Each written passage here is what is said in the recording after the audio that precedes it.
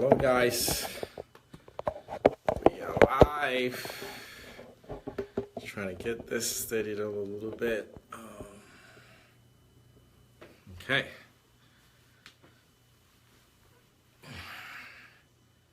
It's a little bit past 4. I'm sorry I came late. Who do we have here? Justine Magno. Yeah, guys, welcome. Welcome.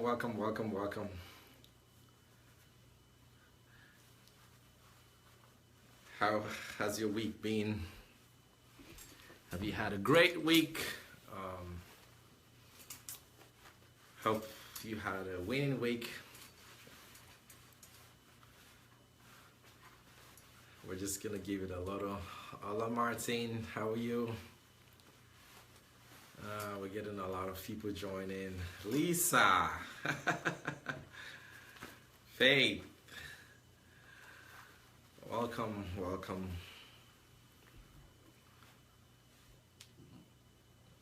Good evening to you, Tade, Bumi. Welcome. So today we're gonna keep. Today our plan is to break down. Wendy, how are you? You're online. Australia, Tanya, really? Woo! Amarachi, Jerry, Jonathan, Flora. Wow, you guys are like the sun. You just show up. 4. Sorry about the. I went online quick, a little bit late. I was trying to get this all fixed up. I was driving to get here and go online. I went out to just spend some time out on Sunday. Hi, Amarachi, how are you? I think you're in Canada, right? How is Canada? You're welcome. Welcome, guys. So, yeah. Emmy Doris, how are you?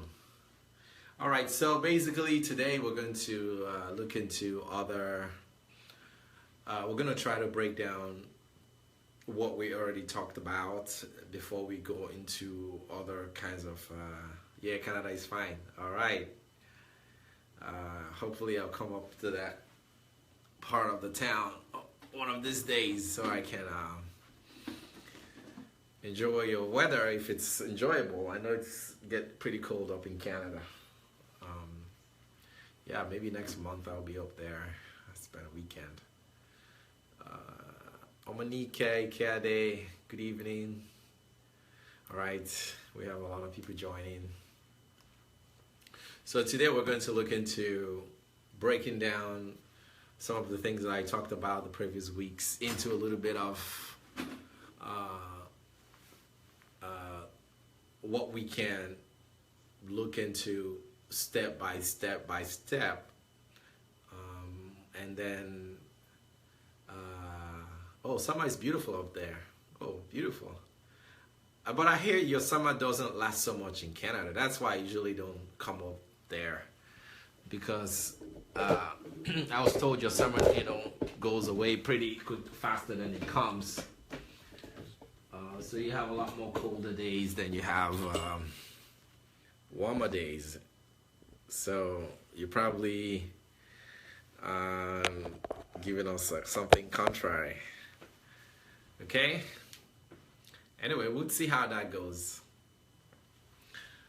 Let me see.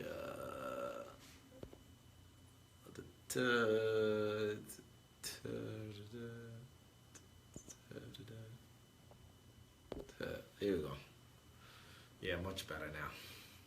All right, so we're going to look into what we talked about 2 weeks ago and try to break it down into steps that we can understand in our financial intelligence class.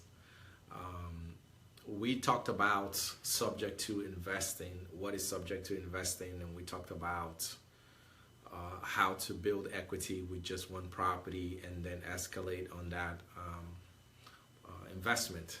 So, but today I'm going to look into breaking it down so that we can have a clear understanding and have a visual of what it looks like, when you begin to invest. I told you that no amount of prayer is going to bring you to financial freedom. You have to be strategic. After you've prayed and done all that stuff, then you have to fold your sleeves and get to work. And how to do that is to acquire financial intelligence. Hey, Adora, how are you? You're welcome. All right, so and we talked about the fact that you have to break down everything that you've learned, everything that's gonna lead you to that financial prominence, into simple strategies that you can replicate and escalate and build on. So the first thing I need to tell you is that the fact that you have to think in terms of value. Money in itself cannot make you rich. DSA has a book on money cannot make you rich. Just consider this as a bundle of cash. Okay? Having money will not make you rich. Having money will not make you successful. What makes people rich is the ability to add value to themselves and to everybody around them. That's pretty much a summation of what it is. You need to learn that money responds. Hi, Jesse. Money responds to value creation. You must have to learn how to create value.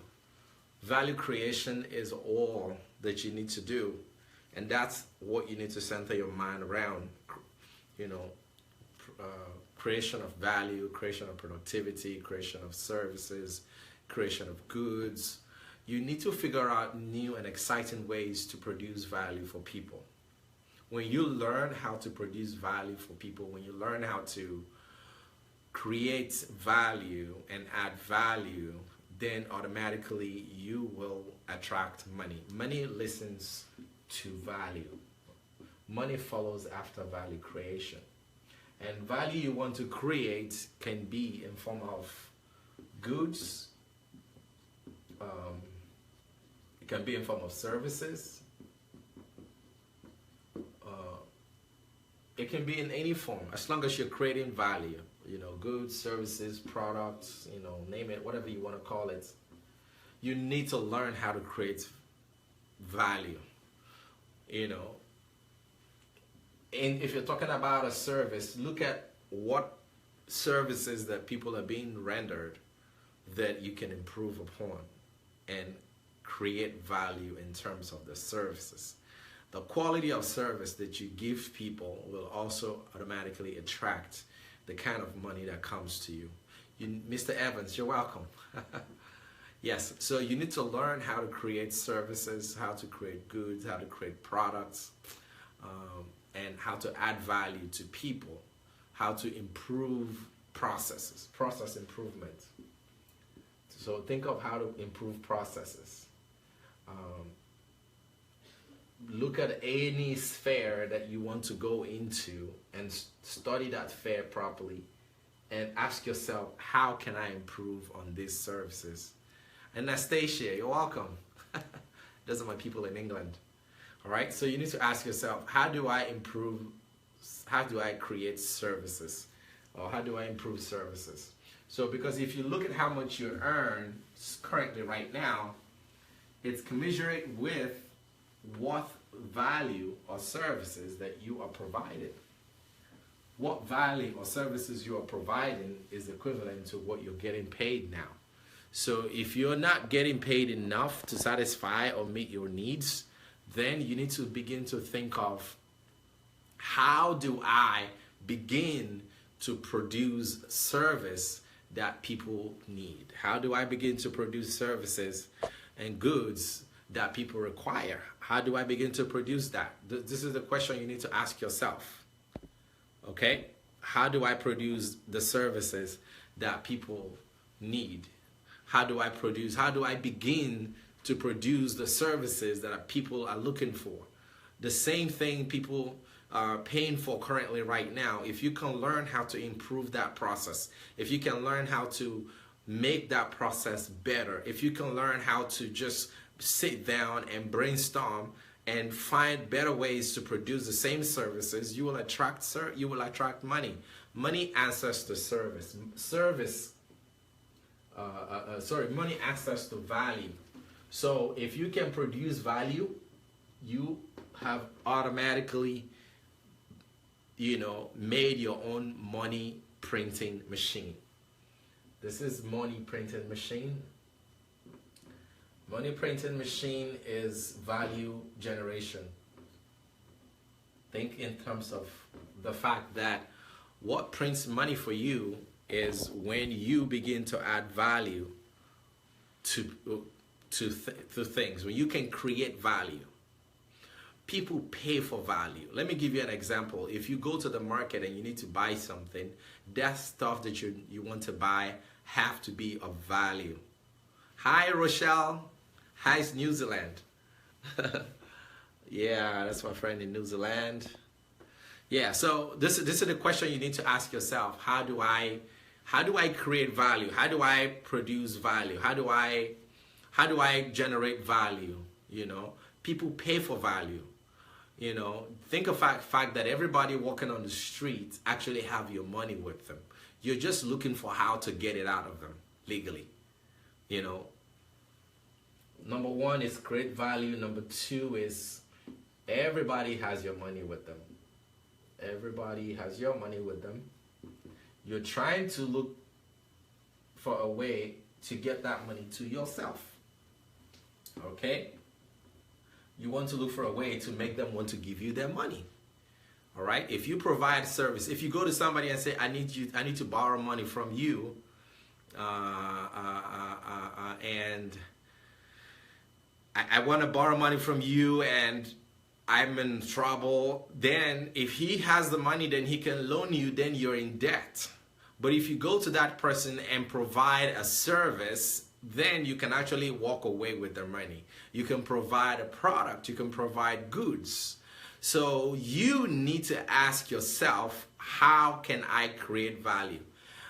There was a time when Dr. Sunday was teaching about value chain. This is what he was talking about when he was teaching about value chain. How do you create a production line of values? Just think about a factory, manufacturing goods and services or products to be sold. Okay?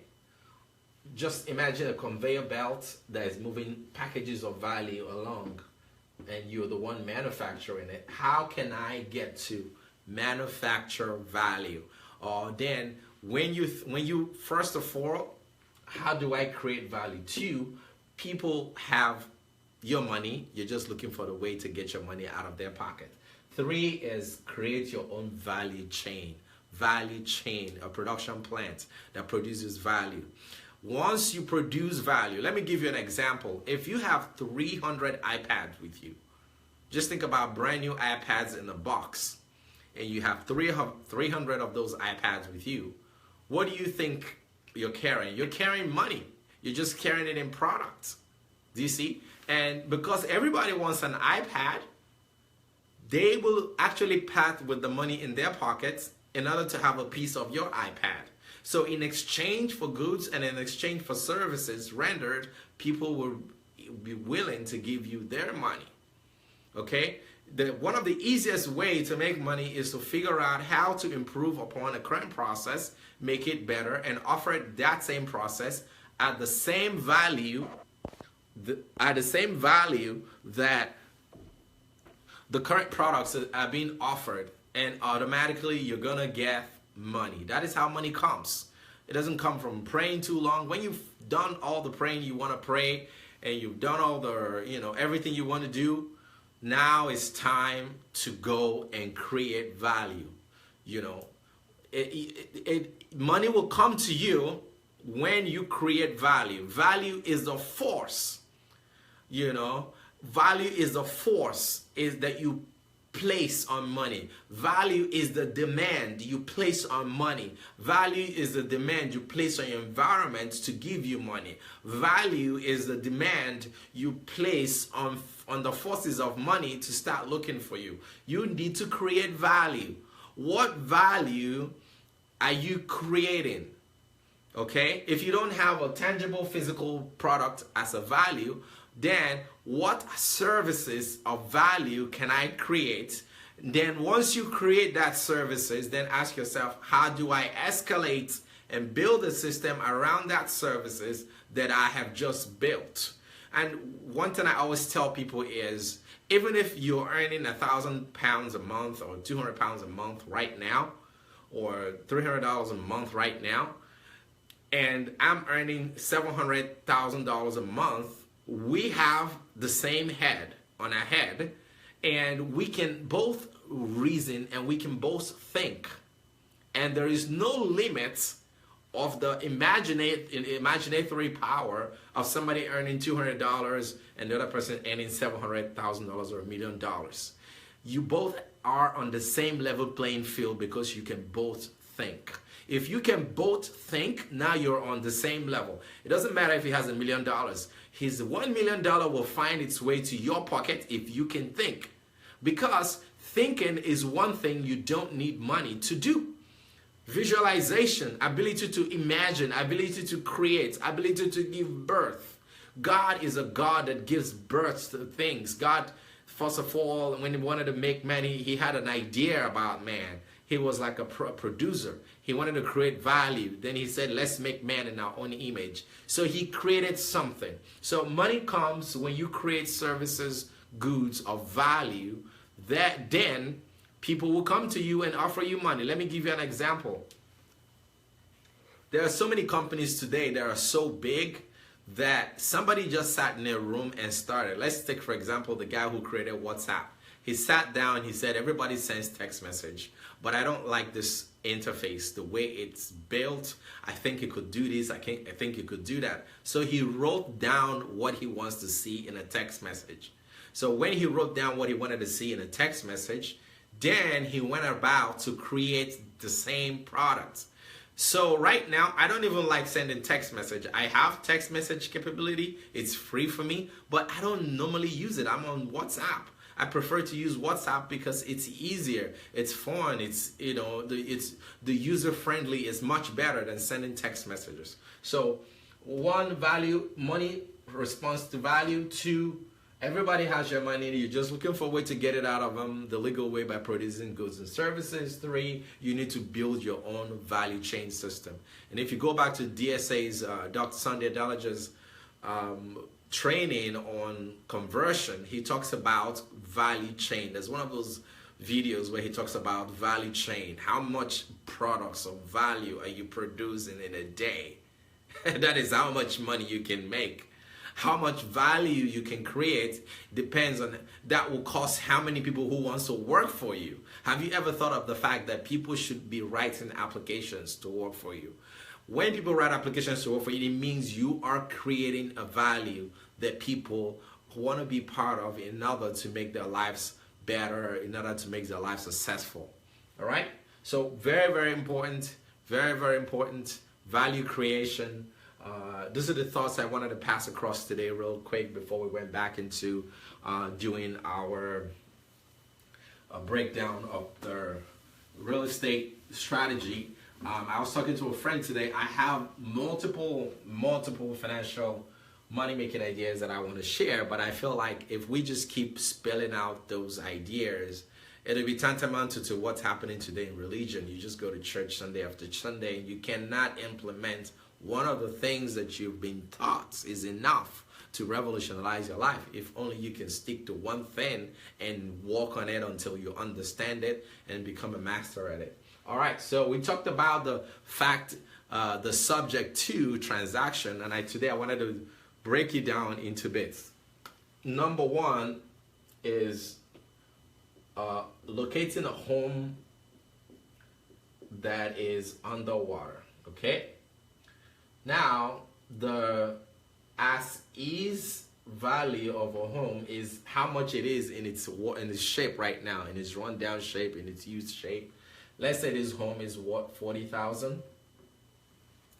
Okay, and the guy who owns this property is owned the bank. He borrowed money to buy this property. Okay, and you know, after he borrowed money to buy this property, he now is owed the bank maybe 39,000. So the balance on that home is $39,000. Okay, he borrowed 40,000. He paid for 2 years, and then now he's owing 39,000. Or maybe he paid for 5 years, and now he's owing 39,000 to the bank. So now that he's owing $39,000 to the bank, this is the guy that owns the house. Okay. Now, this is the bank. I'm gonna draw a box over here representing the bank, and then I'm gonna put a dollar sign right there. So this bank has given him money to buy this property. His name is with the bank as in debt to the bank. All right? He's owing the bank $39,000. But he does have in his hand a certificate or a title deed to this property. He has it in his hands. Okay? He's holding the title deed. He can no longer make payment to that property. Now he needs help. Maybe now this property is worth $30,000. The value of this property is now $30,000. Do you understand what's happening right here? That mortgage is underwater. And I'm going to give you some interesting statistics. The value of the property right now is, okay, let's say as is. Okay, I made a mistake, excuse me. The as is value of this property is $49,000. He borrowed $50,000 from the bank to buy this house. When he bought the house was what, $50,000 or wherever, but something happened. The value of the property went down. Now it's what, $40,000. Now he's owed the bank $50,000. So what happened? Because he's owing the bank $50,000, he can't sell this house and walk away from this house.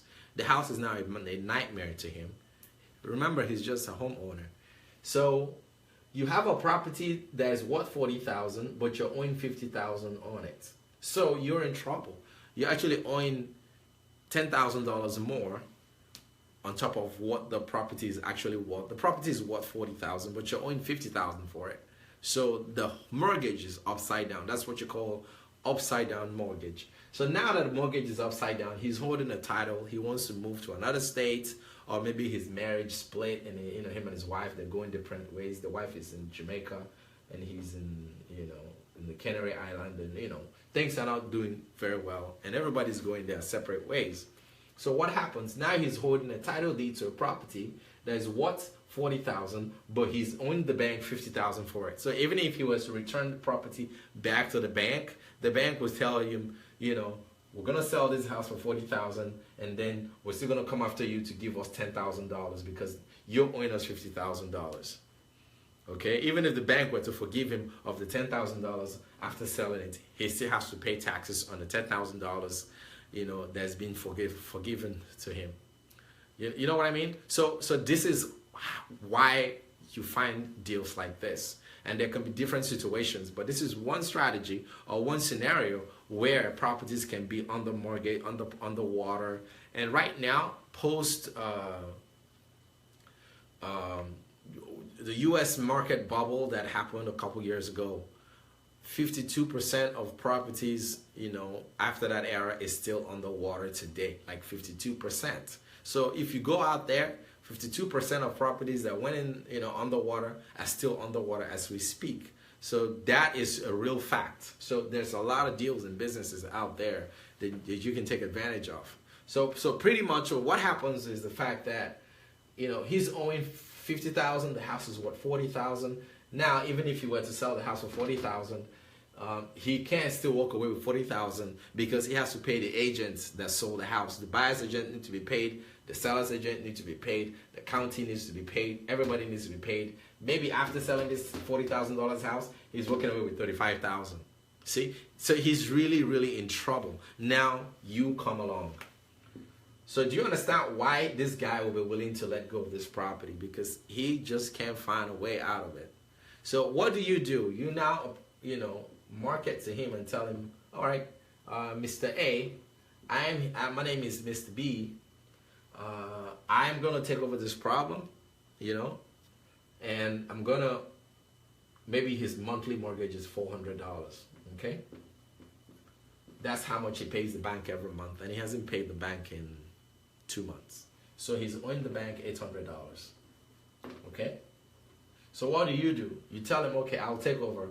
You need to transfer these documents in my name, the deed to this property. You need to transfer it to my name because right now he's under enormous financial pressure. He doesn't want to deal with this. He wants to walk away from this whole nightmare. The mortgage is on upside down and he doesn't want to deal with it. So then he transfers the deed to you, who is the investor. You have that conversation with him. He understands that, look, I can't deal with this. I just want to walk away. Then he sends you this document that, makes you the new owner of the property. One of the ways you can get it is something called a quit claim deed. So you get a quit claim deed of this property, and then what do? When you get a quit claim deed, now the title is in your name. But remember, the loan is still in his name, not in your name. The banks don't transfer a loan. The loan stays in the name of the person who borrowed it. You are just the person servicing that loan.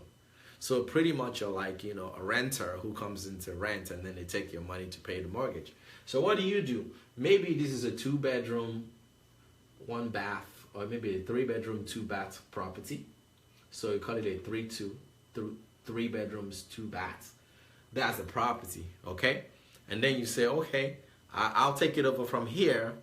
I'm going to rent out the 3 bedrooms for $400 a piece. Each room will fetch me $400. So you bring 3 people, these 3 guys come in here and then they rent out these rooms, okay? So when those 3 guys come, you say, well, you have to pay me $400 and I need a $200 security deposit from you in order to, before you move in. The security deposit is when you mess things up or whatever, this is just to help us take care of those things. We don't have to run after you if you move out or something, to fix the place. So each of them coughs out $600 in order to move in for the first month. They pay $200 security deposit plus $400 a month in rent per room that you're renting out. So now you're making $600 a piece. You're making $1,800 US from this property. Remember, the mortgage is $400. Okay? Now, this is scenario 1. What you can do with that property. You rent these 3 rooms. You're now making $1,800 US from that. Now that you're making $800 US, remember this guy hasn't paid 2 months mortgage, so he's owing $400. So out of that, you bring out $400 and pay the bank to bring the mortgage current. So you have $1,400 left. Okay? Am I making sense so far? So when he transfers the deed to you, the deed will now be in your name. You are the owner of the property. He's just owner of the debt. So you're telling him, I'm going to help you service this debt until, we'll find a way to refinance this or, forever. Sometimes a lot of my friends don't even promise refinancing. They just say, well, I'm just going to help you service it. You give it over, I pay for it if it's a good deal. You're not pressured, okay? I'm just giving you a way out of this predicament. You don't know what to do with it, but I'll take over this mess and I'll clean it up. So now you rented us 3 rooms. Maybe the house is not in so much good shape. You have to paint, whatever, yada, yada, yada. And then, now, you put in another $400 to paint it up and make it look livable. Now you have $1,000 in your pocket that you can put in your pocket for just bringing those people. So now every month, because they're paying $600, they're paying $400 a month, you're now making $1,200 every month. Now you pay the mortgage of $400, you're left with $800 every month on residual income. Okay, so every month you get $800 every month into your pockets. In 10 months, you would have gotten $8,000.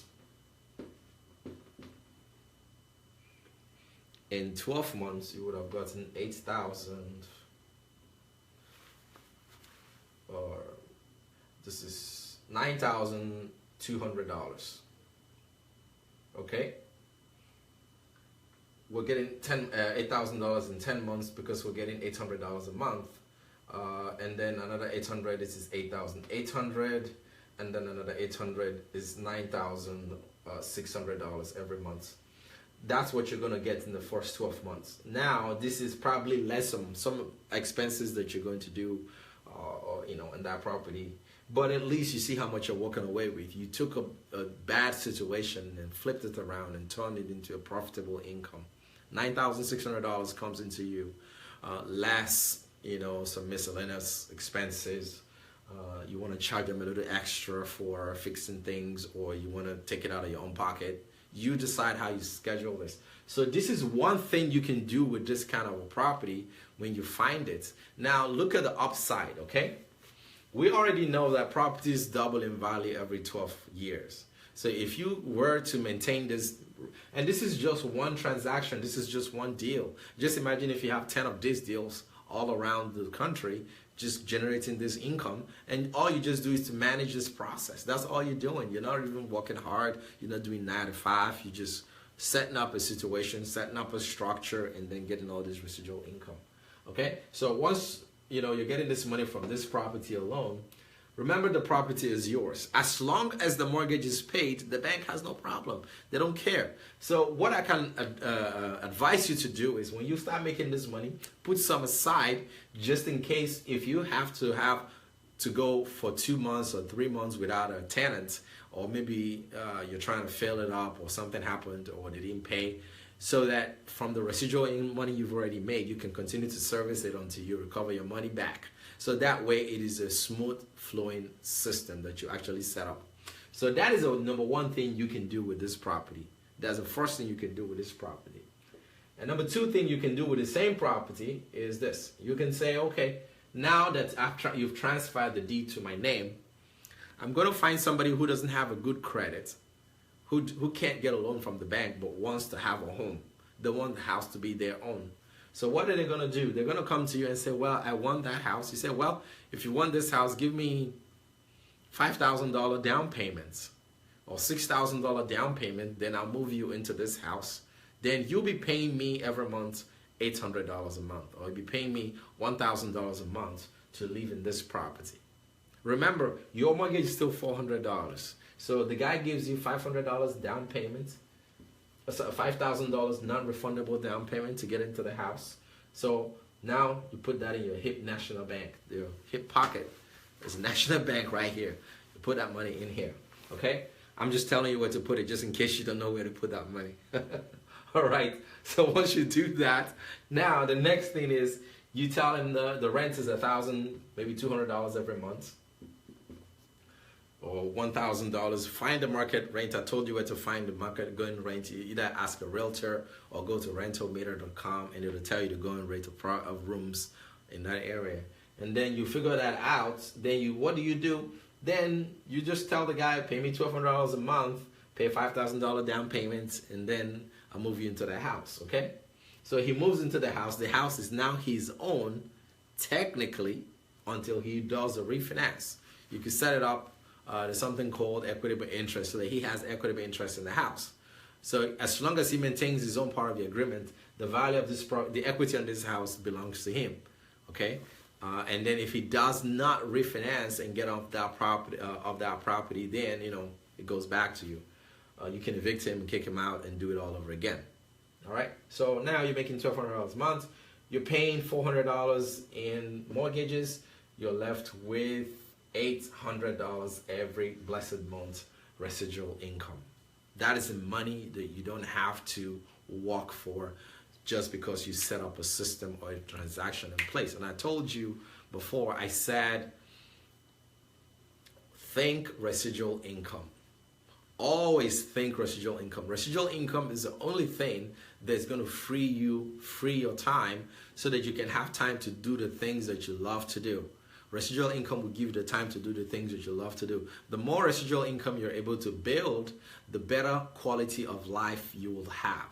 If you have to work 30 days a week, you can start out with a job that takes you off to work, 9 to 5, so you can build some capital or have some money to invest, or find time to figure out what you need to do to be investing. But the more you're able to fight for your time and free your time from the 9 to 5 slavery, the better for you. And I was telling you that one strategy is to rent it out to 3 different people for $400 a month, get your $200 down payment, security deposit, and then you can be clocking this in a year. Or you can find somebody who takes the property as their home, give you $5,000 in down payments with the $1,200 every month in mortgage to you. You now become the bank.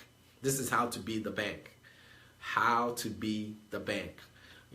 And I told you, when you acquire this property from this man, that's what you call the subject to. So what is subject to means that you are taking over this property subject to the existing mortgage. There is an existing loan on that property. There's an existing mortgage on that property. You're taking it over simply subject to the existing loan. So now this is how you tap into money. How do you tap into money? This is one easy way of tapping into money. I've seen countless number of people do this transaction over and over again, just walking into properties, $500,000 home, $350,000 homes, just like that, because the situation presented itself. They took advantage of that situation, they capitalized on it, and everybody's happy. And a lot of times these guys would even pay you to take over that trouble from him. I've seen a situation where people get paid by the homeowner to you, by the seller to you, to take over that problem. Some of them want to pay you for it. They're like, I'll give you $1,000 so you can just take over this headache from me. It's giving me gray hair, and I don't want to deal with this house any longer. I don't even like here. I don't want to stay here. And you're gonna ask me, oh, what if I find a property that doesn't bring residual income, but it's just enough to pay the mortgage? Well, take it. I always tell people, take it. Can you place people in there enough to pay for that property? If the answer is yes, take that deal, and I'll tell you why. That's this strategy number 3. You find a property that you could barely break even, or you're just making the minimal mortgage payment from the rent and the income from the house. So just take it. You know why you've taken it? Because now the property is yours. That property is yours. Let me give you an example. What if that property is worth $350,000? Okay. A property that is worth $350,000. You can close your eyes and see. Just look out of your window. Every house on your street is worth a certain amount of money. That's money just sitting right in front of you. All right. So a property is worth $350,000. You take it over, and you're just barely making it even to pay the monthly mortgage. Now, why is it a good deal? I'll tell you why. Number one is it can be a tax write-off for you. It can be a tax write-off. That's number one. And I think it's because if you live in it or something, there's a structure around, that property being a tax write-off for you. There's another thing called depreciation. You can take a depreciation on that property during tax write-off, and you pay less on your taxes. That's another way, the benefit of having that property. Number 3 of having that property is, in another 5 or 6 years, there's some tenants that if you properly screen your tenants, there's something called screening your tenants. If you have a very good real estate agent that can work with you to screen and bring the right tenants into that place, you're gonna have so many applications, people begging you to move into that house. Screen it properly and get the right person. There's some tenants you put in a place 5 years, 6 years, 7 years, they're still there. They don't want to go anywhere because they're very comfortable. People don't want to move so often. So if they're comfortable there and you make it comfortable for them, they would stay.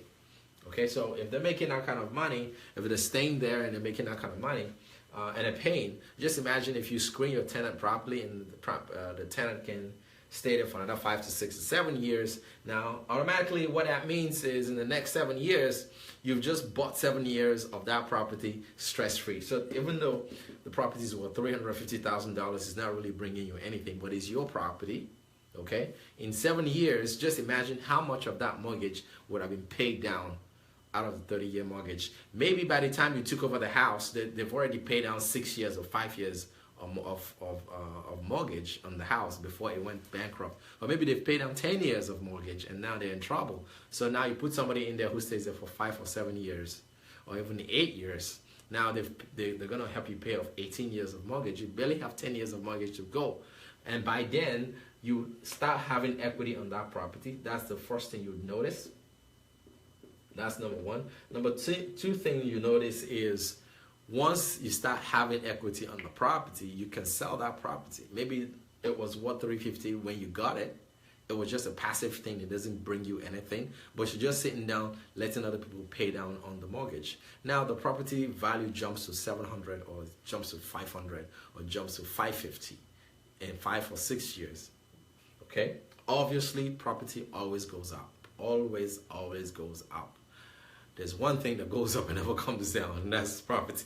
You know, it always goes up. Believe me, it always goes up. It never stays the same. And you can be sure that every 12 years, the value of the property doubles. And we told you that already. So now you're building equity on that property. You're paying down on the mortgage. You're not the one paying it down. Somebody else is paying it down for you. You can now put that property up into a retirement account or fund or whatever for yourself. And this is how, if you set 10 of this up, there's $3.5 million in retirement. I mean, can you beat that? How many months or years would you work to have that in a retirement? So these are all the strategies I'm sharing with you.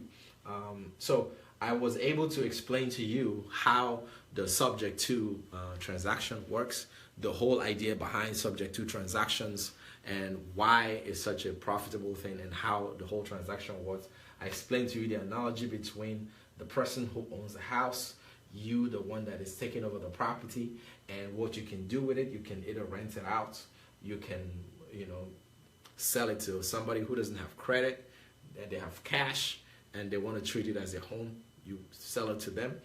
If they stay there 7, 6, 8 years and they stop paying you, you can evict them. It's easier to evict them if you didn't transfer the same title back to them. Now, depending on the state, some state like Texas, you can evict within 90 days. Or thereabout. I mean, do your fact checking, but it's faster in some states. I think California also, you can evict very easily, depending on the state where you are. So it's very easy to do this kind of transactions if you understand the dynamics of how it works. So if this guy stopped paying you, remember the number 2 guy that makes it his home, you can evict him and then do it all over again. Clean up the house and take another down payment on the house and do it all over again. Rinse and repeat until, the house is all paid, the value is all paid down on. And I can tell you this, there are even some situations, there are some scenarios where you find a property that has 2 loans on it. Loan number 1, maybe the property is worth $350. There's a $250,000 loan and there's a $100,000 loan. So the loan on the house is $350. The house itself is worth $350. So there's really no equity. So what do? You can actually negotiate. You can call the bank number 2 that is in the second position of the lien and try to negotiate and say, what if I pay you, $20,000 and you write off this $100,000 loan. I tell you, a lot of people have gotten good luck with it. I wouldn't say good luck, but a strategy. You negotiate with the bank. A lot of them, just tell them, this home is about to go into foreclosure, and I think I don't want you to lose out, because if it goes into foreclosure and it's not able to fetch the total amount of what is worth in an auction, you're going to lose out. The people on the first lane will get all the money. So why don't you, you negotiate with the bank You know, you go to there's a situation where you negotiate with the second bank and they take less money, and then you go to the first bank and you do something called loan modification. Loan modification is where you get an attorney and then you negotiate with the bank and say, you know, this loan was not properly packaged, blah blah blah. It takes a little time, sometimes 6 months, 3 months, 2 months, 1 year, but eventually the bank comes and restructures the loan, restructures the interest rate. So you bring it all down and restructure the whole thing. So if the interest rate is so high, they can bring it down. If the loan value is so much, they can adjust it. But you're doing this modification on behalf of the homeowner. But before you start doing this, you make sure the homeowner has actually left the house or is not in the house, because you're going to do all these beautiful things and to put him in shape. And it's like, dude, I'm not going anywhere. This is my house. Thank you. You've just wasted your time. Okay? So make sure he gets out of the house before you start this process of loan modification and all of those things. So there's so many things you can do to that bad loan that a lot of people don't even know they can do. Some people have 2, 3 houses. They're not interested in real estate. They don't want to be a real estate investor. They're not interested in loan modification. They just want to go. Okay, you can actually take over that property that way. So I've told you what you can do with it. The loan remains with the person who took the loan, but the property is yours. Okay. One of the things, like I said, you can rent out all the 3 rooms. If you rent out all the 3 rooms, that's how to, you know, get cash flow from that property. Another way to get cash flow from the loan house, like I said, is to find an owner, somebody who's going to take over the property like their own, give you some down payment, and after a couple years, if they don't pay, you evict them, you do it all over again. But while you're doing that, your goal is to build equity on that property. You're looking to build equity because those houses will increase in value over time. You know, as time goes on, it will increase in value.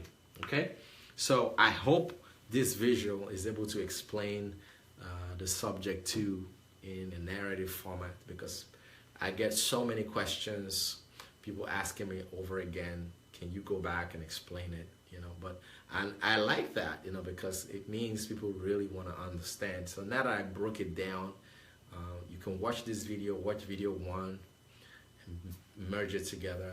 You know, it makes more sense to you.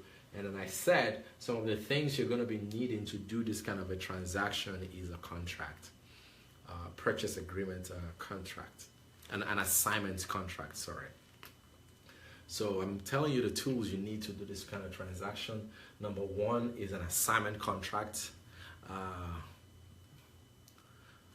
Okay, how can I have a property without having a credit reference in that country? Like I said, this kind of property acquisition, you don't really need a credit. You know, you just take over the property. The person who owns a property initially, you know, is the one who had dealt with a credit issue with the bank and all the paperwork, and the headache is on him. But you're just trying to lighten his load and take over that property and help them do the job. Okay, so basically that's how this thing is structured. You know, you basically go ahead and make sure that I was telling you the tools that you need to do this kind of transaction. You need an assignment contract. An assignment contract pretty much says, you know, when you sign that contract with a homeowner or with a seller, they are assigning their rights to you to market that property for a certain number of days, maybe 30 days, maybe 45 days, maybe 60 days. So within that 60 days, that homeowner or that seller cannot sell to anybody or do business with anybody in reference with that property without going through you. Now you control that property. So you can Google up an assignment contract, go to Google, type in assignment contract, PDF. You're going to find all kinds of assignment contracts. Read it thoroughly, and you're going to, you know, make your own adjustments, or go to your attorney and then give him that assignment contract, or tell him to give you an assignment contract.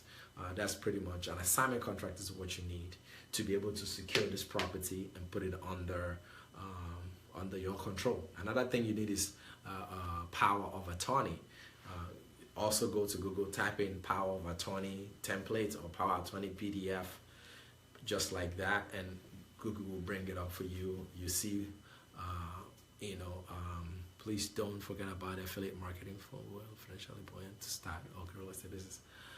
Okay, we're not. Okay. Yeah, so basically, power of attorney, print that out, give it to the homeowner to sign, so it gives you the power and right to control that property. And then, get a notary to notarize it, so that if they want to sue you or do anything, they signed a power of attorney, and it was in front of a notary, and it was without distress. So it gives you the right to control that property without having any issues. Okay? So you have an assignment contract, you have your power of attorney. Now you go out and do whatever you want to do. If you want to market to this guy, if you want to take it over, whatever you need to do. Okay? And then another thing is, if you're going to take it over for yourself, what you need to do is you can now give them a purchase contract.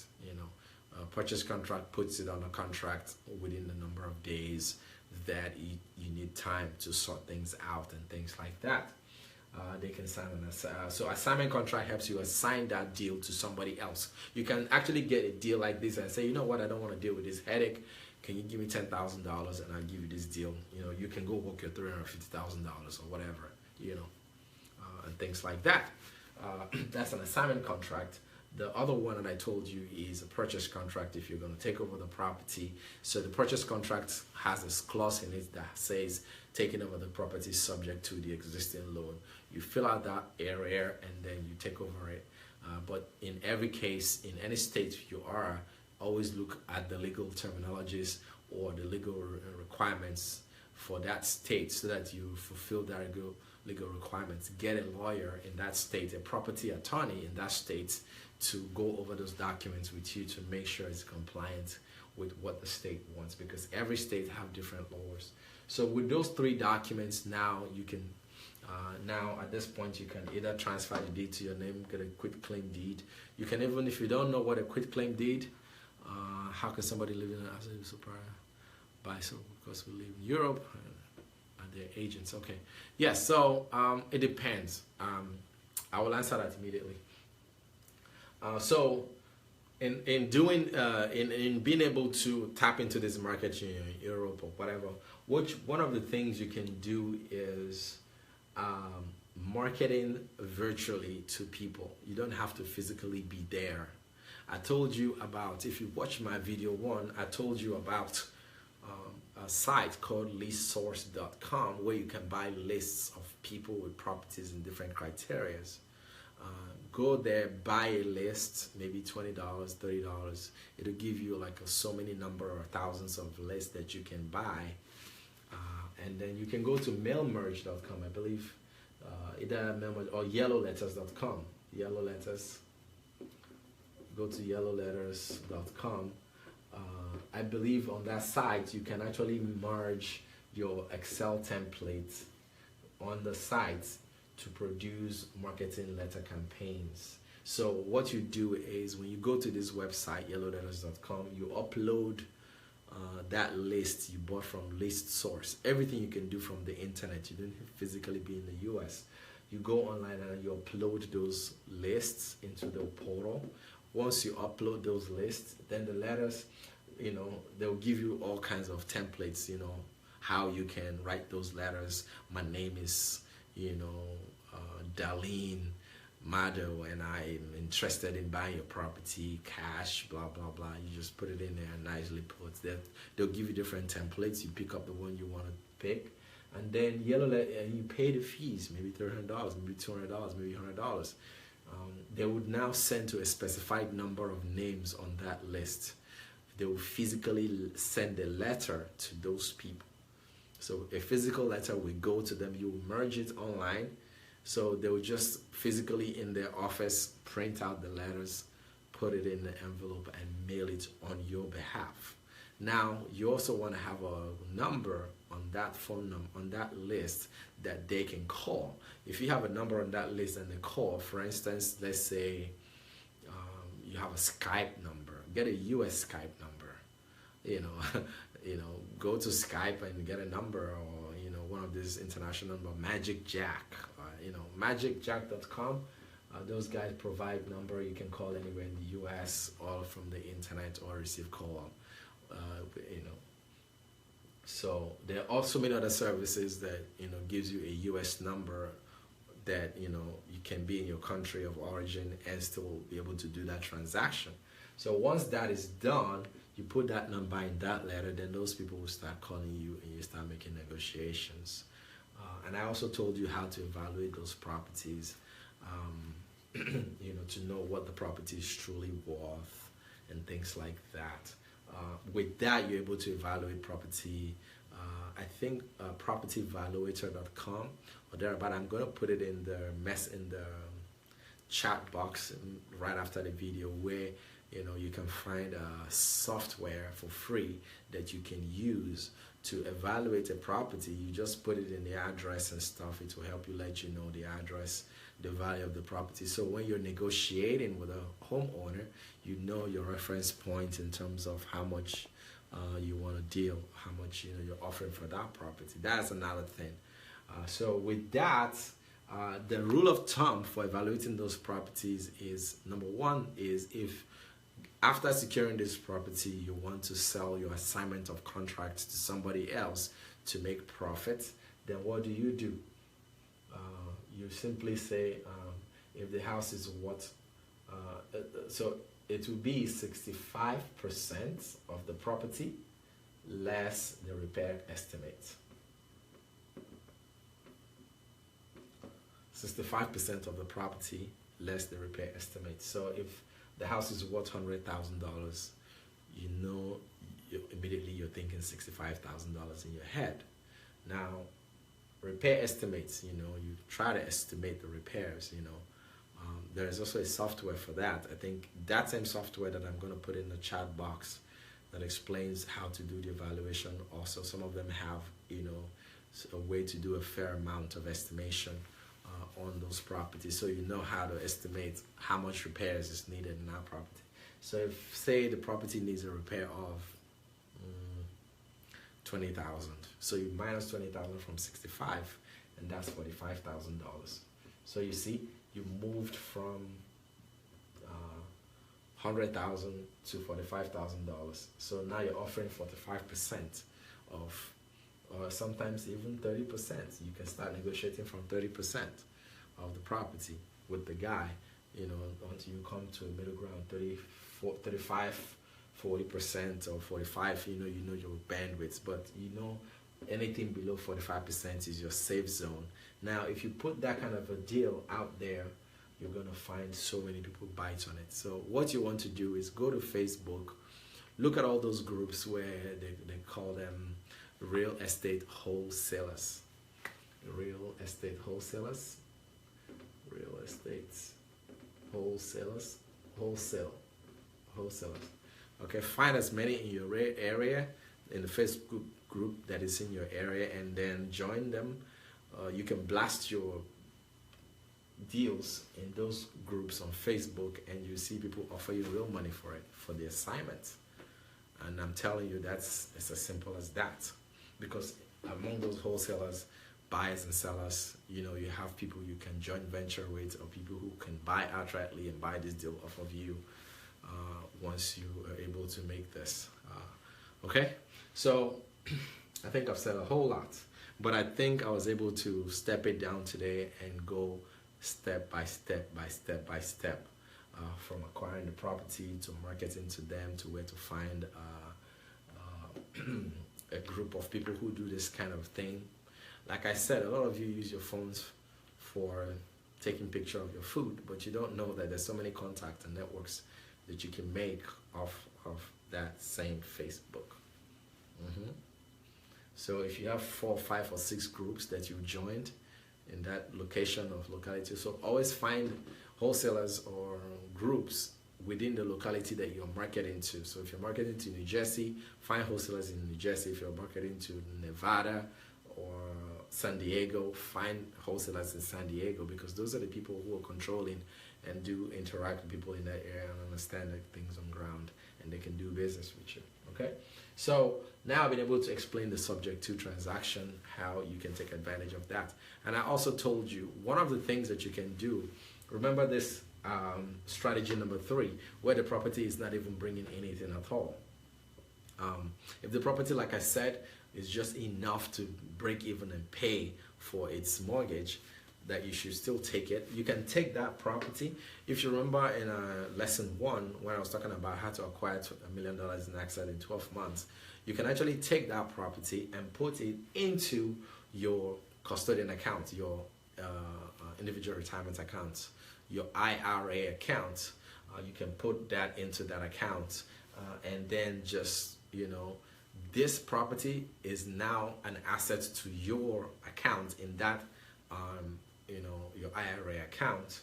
But because it's a long-term investment strategy for you, you can actually leave it there. Remember I told you about the Roth IRA, the one that you start with your already taxed money. So everything in that account is now tax-free once you're age of 59, or you can withdraw at a certain time or any time and still just pay the penalty. Okay, so go back and watch the video of today again, and leave me a comment. I think at this point I'm going to give you an email. So if you want to write me at let me see, learnfast44@gmail.com. learnfast44@gmail.com. If you write me there, you can get me. If you have any questions, stop pinging me on Facebook. I have too many of that, and it's a little bit difficult to manage. Sometimes I can't get back to some of you because I have so many people pinging. I think what you can do is just email me, learnfast44@gmail.com, and I can take time out to reply you on that email. learnfast44@gmail.com. Okay, so email me there if you have any questions. learnfast44@gmail.com, and I will respond back to your questions. And then some of you, if I need to set up a one-on-one time, and some of you I still need to return your calls, I can do that and then give you some of these things. Okay, do we have any questions before we go? I'm going to give you a few minutes to ask me questions live, and then I'm going to answer them here. The ones that I can, the ones I can't, I will have to go and do the research. Yes. Okay, so learnfast44@gmail.com. Send me an email, and I will take time to respond to those emails if you have any questions. I told you how to find these properties. Go buy a list. There are different kinds of lists. Absentee owners. Absentee owners are people who own property but don't live in it. They can be in another state or whatever. There's a list. You can buy those lists from listsource.com. High equity properties. You can also, there are different search criteria. High equity properties, properties that have equities of over 50K, 100K, 200K. There are properties like that. You can buy those lists from those from list source. There are other kinds of lists called the probate list. Okay, the probate list is pretty much people who are deceased, whose estate is being managed by a relative or a family or an estate. You can market to them, and they'll get back to you, and let you know if they want to sell this property. This one has a high rate of conversion. Probate list. And some of you, if you're on U.S. soil yourself, you can actually go to the courthouse and pull this probate list. It's free of charge in your own county or jurisdiction. What else? So next week, I'll be talking about tax sale, real estate tax sale. A lot of you want to learn about that. When people don't pay their taxes, the county puts a lien on that, and then they sell that taxes to you, and you can make 20% in profit. We're going to talk about tax sales next week, and I'll give you also specific information on where to do this. That is a sure banker, 18%, 16%, 14% interest when the whole it's been redeemed. Sometimes tax sale can lead you to acquire the whole property if it's not being redeemed. I think after 2 years, if they don't come back to you and redeem that property, the property is all yours. So even if you pay $2,000 for that property and they don't redeem it after a certain number of months, now the property is yours legally. Okay? There's so many strategies I want to teach you, but but before we go into tax sale, we'll touch again on the wholesale, how to wholesale step by step again, and we'll go into tax sale. Okay? But by all means, what I want to do is to help you with specific information, where to find these things, so it's not just a concept that I'm talking about. It's something that you can practically execute. Okay? So the probate lease, the high equity, the absentee owners, there are all kinds of lists that you can buy there. You can buy, find properties that people have owned for more than 20 years. Properties that has been owned for more than 20 years or 15 years. Put in your criteria. Remember, the mortgage is 30 years, so if a property has been with a homeowner for over 20 years, most likely there's a whole lot of equity in it. And some of these properties, the homeowners are struggling and they want to get out of it. Okay? Upside down properties. You can also buy, search for upside down properties. But you don't call them upside down properties. You call them, no equity properties. Properties with no equity. Some of them, the properties were 300 and they're owing 310. Things like that. Those kind of properties, a lot of them want to get out of it. So people want to get out of it. Some of these kind of properties, they're owing more than the property is worth. To them, it doesn't make sense to keep paying for that. For you, it's business. It's a long-term business for you to structure something like this.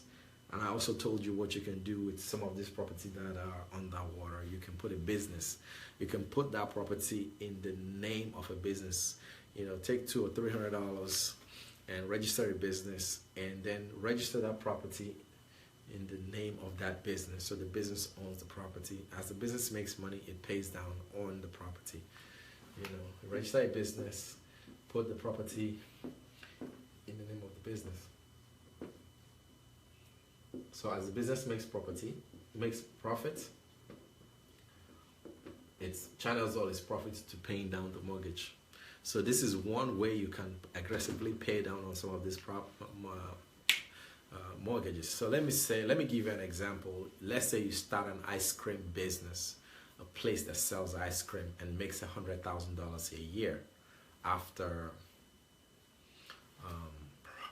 profit or whatever expenses. All that profit can go into paying this mortgage, and then you don't have to pay taxes because you are practically throwing your money at the mortgage, which is your liability. So liability, income liability, the difference, you don't pay taxes on that. So one way is to set up a business that has that property as an asset. Then you can now pay the taxes overall on the back end when you either sell the business or when you sell the house or whatever. But it does help you aggressively pay down on that debt, so that you can quickly acquire this property on a short period of time. So I think I've been able to give you enough information today. I don't know if you still have any questions. Who has a question before I go? All right, no questions. All right, so send all your questions to learnfast44@gmail.com and I will respond. All right, thank you very much for joining today. It's been a pleasure sharing this information with you. If you need any specifics, just also email me on some of those questions that you may have, and I would respond back with those specific information. All right, I am not stingy with my information. I'm giving it out to you so you can know. Put the property in the name of the business, make the money, pay down on debt on the property. That is correct. You can do that. You do that. Now, let me even give you... Whew. All right, let me even give you some more. That property that you put in the name of that business, now the business has assets. Affiliate marketing, affiliate marketing. What is affiliate marketing? Can you further clarify? Because that sounds like MLM, and I don't think we talked about multi-level marketing. It's affiliate marketing. Can somebody put some more light on that question? Monica is asking. She said something about affiliate marketing. I'm not sure we talked about affiliate marketing. We talked about marketing to the homeowners, but not affiliate marketing. So I'm not sure the exact question. Or are you talking about affiliate marketing as a separate business module? Is that the question? You know, type and let me hear. Okay, so while you're typing, so I was talking about the fact that if you put the property in the name of a business, now the business can own assets. The business itself becomes something you can sell. You can sell a business now. You know, when the business is making money, it has assets. The business automatically has value. So let's say you register the company, you put the $500,000 on a property, you know. Let me see. Thank you. Affiliate marketing is marketing other people's properties. Are you talking about marketing other people's intellectual property or products? You want us to talk about it? Is that your question? Do you want us to talk about affiliate marketing? Is that what you want to talk about? And it's not related to real estate? Is that a question? I think you spoke about that on one day. I think maybe I don't know the name. Yeah, please do your research, and you know, so that I can properly answer the question, because affiliate marketing is something completely different from what we're talking about. So I want to be sure if that's what you're asking, but you know, we never talked about that. Maybe I used a different name. If you can make reference to that video, watch it, and then you shoot me an email or bring it up again on a live chat, and then we can talk about it. Okay? So one thing you can do is, when a business has assets, there's something called Dun and Bradstreet. They call it Dun's number. So Dun's number is just like credit system for businesses. You know, just like you have credits, you know, for yourself, you can have credit for a business. A business can have credits. So when they look at how much your business is bringing in and how much it has in assets, they can borrow you money. And in fact, companies are willing to borrow you money faster to a business than they will to a person, because the business they see brings money, but a person may not so much be bringing money because of all your liabilities. So you can actually sell the business. You can use the business to take a loan to do something else, to do a real estate flip. Okay, maybe this kind of a business that have $350,000 in assets can get a loan for $500,000, and then you can take that loan to do other business. You can use that loan to buy properties and resell and things like that. So there's other possibilities of what you can do with that setup of having a business that has its own assets and that builds on that asset over time to pay it down and have a valuable asset. So the business itself, you know, in itself is wealth that you've generated and created. Wholesaling. Maybe the person talking about wholesaling. Okay, maybe he's talking about virtual wholesaling. But I never stopped. I think affiliate is, yeah, Ernest, you're correct. You know, this is affiliate marketing is completely different from what we're talking about. Maybe he's talking about, like he said, wholesaling. And wholesaling is what I just explained earlier, how to do with your assignment contract to sell your assignment rights. Okay. All right, thank you very much, everybody. I think we've overshot our 1 hour mark. I'll be here next week, and we can talk about other strategies. Virtual wholesaling, yes, virtual wholesaling. All right, like I said, go to YouTube and search virtual wholesaling in advance. Watch those videos. We can talk about it on our opening event on Sunday next week, okay? Virtual wholesaling. Go to YouTube and type in virtual wholesaling and watch the videos. All right, And then so that when we come and talk about it, it'll be easier to be a revision, and then we can ask questions, and then we can move on to whatever we want to talk about. All right? All right, thank you everybody, and have a wonderful day. Bye-bye.